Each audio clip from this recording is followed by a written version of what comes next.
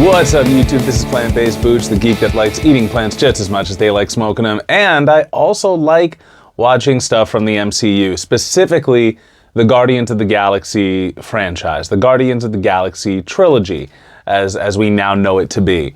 Although, it depends on if you count the Christmas special, and you have to count Infinity War and Endgame, but, you know, those are also like Spider-Man stories. Listen. There's plenty of overthinking to be had, and it's about to be done. Since reviewing Guardians of the Galaxy Volume 3, I'm going back and I'm doing the first two films. I have thoughts. One thing that was interesting to me is viewing it from the lens that Rocket is the main protagonist, that he has been the secret protagonist this entire time. And viewing it from the lens of, all right, let's see how these characters who are outcasts are made out to be heroes. It's interesting to view it with all of this hindsight, but also I've never reviewed it to begin with. I never talked about how I felt about this movie when it first came out in 2014. And, you know, I'm gonna have to kind of rewind myself and put myself back into that, you know, if I could have some Pym particles and do some movie magic, put myself back into that mindset. But I do remember, I mean, not being super excited for this film. I think that now it's easy to look back on it and forget just how special it was at the time, because I don't think there was anything like this. You know, this was the MCU taking on Star Wars. This was a space opera, and it was just so much fun. And even to this day, it is a feel-good film. Right from the beginning, hitting you with, boom, mom dying of cancer. No, okay, it's not right from the beginning. It's not a feel-good film, but it, you know, really sets the context. But from, you know, Redbone's Come and Get Your Love, opening it up as a music video, and you have this, you know, this lovable weirdo in Star-Lord, and it turns out you have a lovable weirdo in everyone. But looking back on it, I watched it a couple times recently after seeing Guardians 3, it's interesting to view it from the lens of Rocket is the main character. It's been Rocket's story this whole time.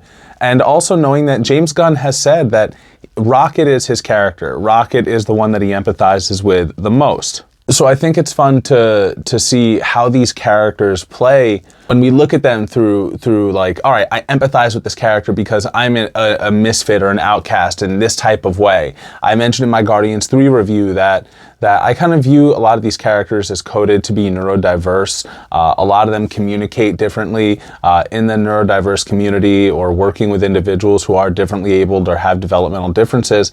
You see like caretakers or people that mean well speaking about people rather than to them, just because they don't communicate. Some may know that to be nonverbal, but some people just may need different assistance in communicating or different supports. So characters who are in throughout this franchise, like Groot specifically, be a character who, you know, seems to only say 3 words, but once you actually get to know Groot and you see Groot's value and see all that Groot brings to the team, well, you know, you really get to understand. And this is, I guess, a thought on the third one that I didn't get to share is I really like that at the end. I mean, I didn't really appreciate it at the time because it just sounded like Vin Diesel saying, "I love you guys." I didn't prepare for that impersonation. I'm sorry that you experienced it. But he already said, that they were family in the first movie, in Guardians 1. That's right. That's my theory, is that when he says, "We are Groot," God, it sounds like he's dying. I mean, I know he died in that scene, but we are... I didn't prepare that impersonation. I'm not proud of it. Anyway, when he says "I love you guys" in the third one, it's us finally understanding Groot because we've spent enough time with him. And from the beginning, we see that Rocket is this character who doesn't really speak like anyone else, but it doesn't detract from his genius. You know, he said when he talks about Groot's own linguistic limitations, he says, well, he don't know talking good like me and you, so his vocabularistics is limited to I and am and Groot. There's a lot of moments for Rocket to prove himself in this movie, and prove himself he does. We also see why he and Groot make such a good team, because they value each other as actual people. Even like the main Guardians, it takes them a bit to warm up to Rocket and Groot as actual characters. And you know, even when they're in the intake in the prison, John C. Reilly says that the subject 89P13, it calls itself Rocket. And, you know, nobody sees Groot as a person. Gamora doesn't want to count Groot in on the money when they decide to go to Nowhere and split the money with that they would get from Benicio del Toro, the Collector. Now, really quick, obviously, we see this mostly through the lens of Star-Lord. You know, we start the movie with Star-Lord, we end the movie with Star-Lord choosing where everybody's going to go. But even so, as soon as we get to Xandar, whose voiceover do we hear? We hear Rocket's. And we see him viewing everything. And he's the one to finally get the jump on everyone at the end of everything. He and Groot, they manage to, well, Groot doesn't manage to subdue anyone so much, but he helps distract everyone. Quill stuns Gamora and then ends up getting stunned himself by Rocket, but they all get arrested. When they enter the prison, Groot and Rocket, they have their show of strength right there. And in that moment, Star-Lord is the one who says, I'm with them. So we show kind of like, all right, these are the main protagonists. Go to town.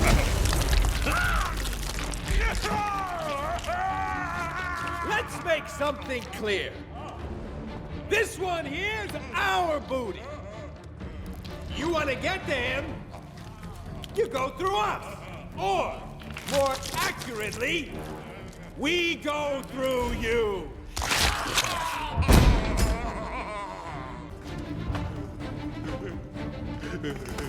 I'm with them. The Guardian story is kicked off by Rocket and Groot hunting Quill.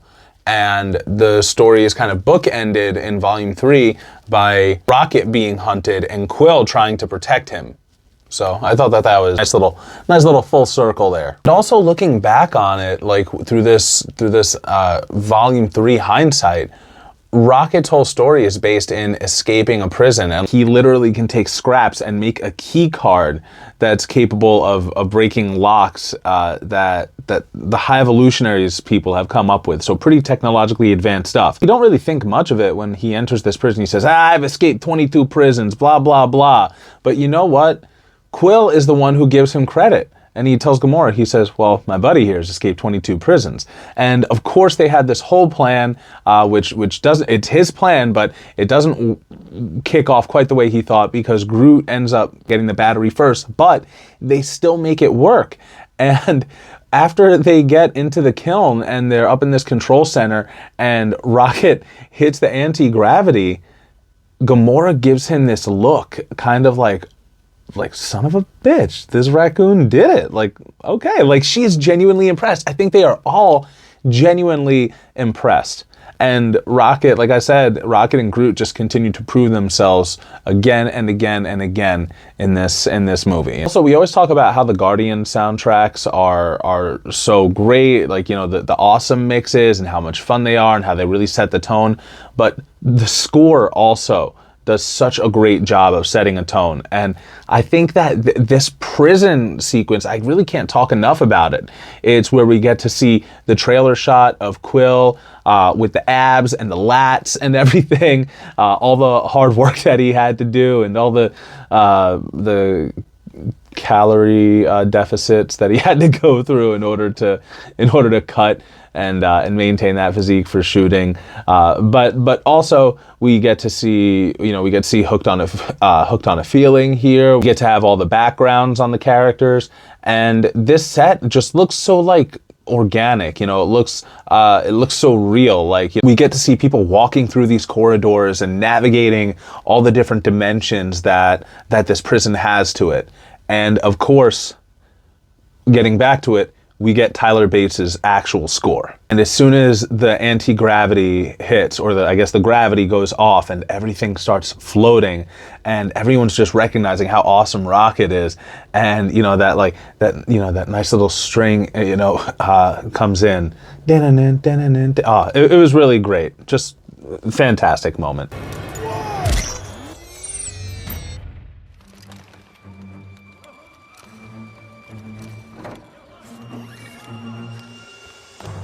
He turned off the artificial gravity everywhere but in here.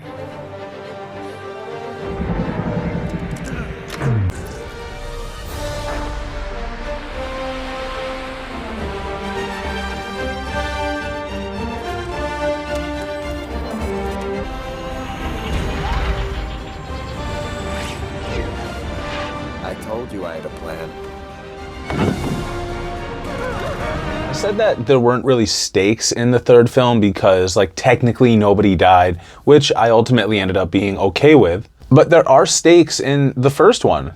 Groot literally dies. Like, this is Groot Sr., and the Groot that we see in the rest of the films going forward is actually Groot Jr. That's the one that grows from the remains of this Groot.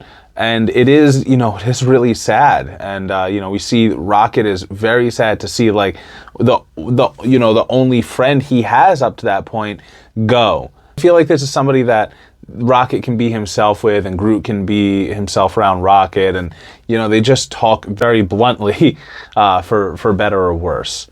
Which is probably why they end up also getting along with Drax so well. And yeah, none of this is to take away from the team. They are called the Guardians of the Galaxy for a reason. This is probably me reading too deep into it, but when the characters discuss about why they should even bother saving the universe, like, oh, why do you want to save the universe? And he goes, oh, because I'm one of the idiots that lives in it. I think it starts this trend of the Guardians kind of being those who will stand up to, like, that injustice that nobody knows about. And when we think about the idea of an injustice anywhere as a threat to justice everywhere, in the third one especially, overall, the High Evolutionary has been doing what he's been doing for the longest time, and everyone's known about it, and everyone's alluded to it, and there are legal experiments, but he finds ways around it, and it is what it is. Nobody really cares. He is creating entire planets, entire civilizations. He's creating life. He's torturing living beings, and then he's committing genocide upon them. And ultimately, the only ones who care are the Guardians, and it's because it's something that's being done to them. If we do see the Guardians as a proxy for marginalized individuals and actual misfits in society, those who are part of those communities know that, like, hey, other people may not see terrible things that are happening to us, that are marginalizing us and keeping us on the fringes of society and making life incredibly difficult for us. But we do. Once again, going back to the third one now, or going forward to the third one, Rocket is the only one that cares about the animals who are in the cages. Because guess what? I am a raccoon. This whole time it's kind of been thrown at him as a slur almost. And, he's always taken offense to it. And then finally he says, you know what? I am a raccoon. And guess what? There's nothing wrong with that. It doesn't make us any more or less valuable than anybody else. While the Nova Corps are the ones who are there to defend Xandar, the Guardians and the Ravagers in this film are the only ones that actually do something to stop Ronan, to stop this, to stop this extremist. They know that it doesn't end with Xandar. It doesn't end with the Xandarians. The Xandarians are Ronan's target right now, but with all of that power, it doesn't stop. And it just keeps going. And we've seen that in the case with pretty much anyone who gets hold of an Infinity Stone within the MCU. Rocket is the one who is able to make the gun or cannon thing, like space cannon. I don't remember the actual name of it, but the thing that separates the stone from Ronan's hammer. Once again, as a team, they're all able to wield the stone, but he's the one who is able to think of something on the fly. Like, okay, Quill has an awesome distraction, but he's like, crap. And once again, he grabs scraps. He is able to take nothing and turn it into something. What an awesome way to go about it. And before I saw the third one, I was kind of like, oh my goodness, he's able to just whip this up like that. Like, this is something like Cisco out of CW's The Flash, or whatever scientific character is within a show in order to make the plot work. But yeah, knowing what I know about Rocket now, I really do appreciate this moment. Taking it back to Star-Lord and taking it back to the idea of trauma, we see that all of these characters have lost something, that they have all experienced terrible things. They've all survived some sort of trauma or experienced loss in some way, shape, or form. And through that, they are able to connect and they are able to become a family. But the way that they do connect, literally in the end, is Star-Lord finally has to take that first step and he has to reach out for help. And I always put a mental health twist on my things, for better or worse. I know, like, I go with the whole stoner thing, but it's just a part of, it's all part of my life, I'd like to see that stone as a representation of, like, kind of wielding something that's difficult to live with. And when Gamora says, you know, take my hand, and Quill sees his own mother, he, you know, and since his mother, he's been so cut off, you know, he's been shut off from other people. He finally has to reach out and do the most difficult thing, because doing that and reaching out, it is vulnerable. And it's not to say I'm weak, but it's to say I need help. And it's just not easy to do that. Once you say that you need help, it is incredibly liberating, but it also makes things very real. He does reach out and he grabs Gamora. He grabs Gamora's hand. Gamora, who's also going through her own stuff, going through stuff with her sister, going through you know, stuff with her father. And then who else has been experiencing loss? Drax. Boom, puts his hand on Quill's shoulder. And all of these people are kind of bearing this burden together.